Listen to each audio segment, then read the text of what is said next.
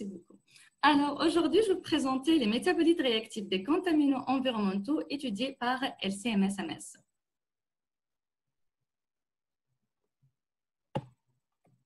Alors, dans votre vie quotidienne, est-ce que vous utilisez l'un de ces produits? Aujourd'hui, je vais vous présenter deux contaminants environnementaux qu'on trouve dans ces produits et auxquels nous sommes très exposés. Alors, pour le premier contaminant, on le trouve dans les bouteilles en plastique, les résines dentaires, les tickets de caisse et les billets d'argent. Est-ce qu'aussi dans votre frigo, vous avez plein de boîtes en plastique et dans vos placards, des boîtes de conserve et des canettes? Est-ce que vous avez remarqué avant ces symboles au-dessous de vos contenants?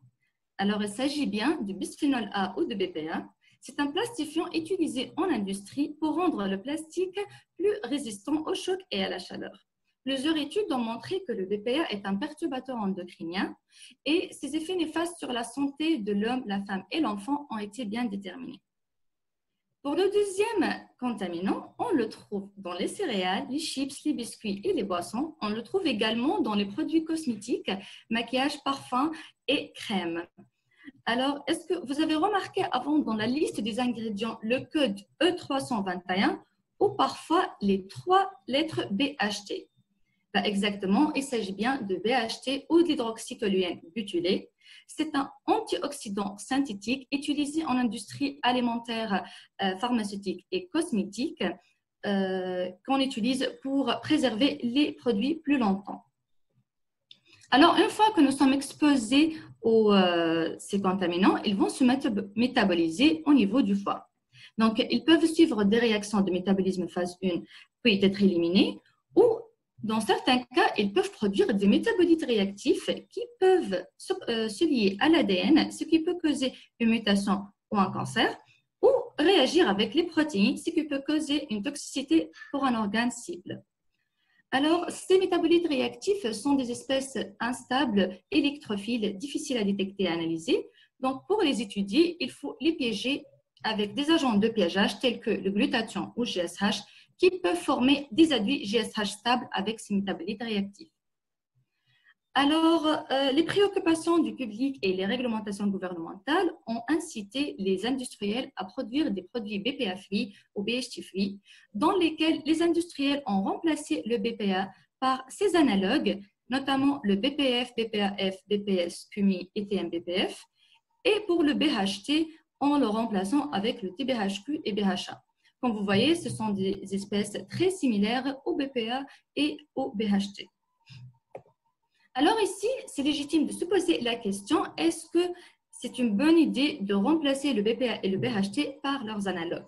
Pour répondre à cette question, il faut faire une évaluation du métabolisme de ces molécules pour la possibilité de former des métabolites réactifs.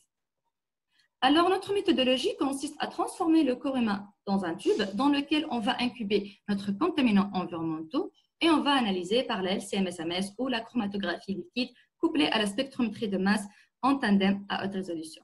Cette technique permet de séparer les métabolites de l'échantillon et acquérir leur spectre MS-MS, qui consiste à l'empreinte moléculaire qui va nous aider à identifier les structures des métabolites.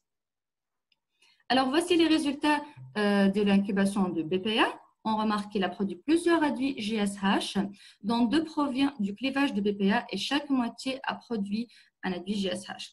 Donc, nous avons étudié tous les spectres MS-MS de chaque métabolite produit et nous avons élucidé leur structure.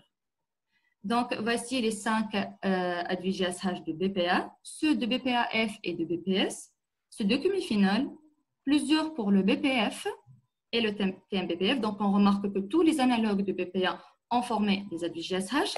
Et voici ceux de BHT, BHA et de TBHQ.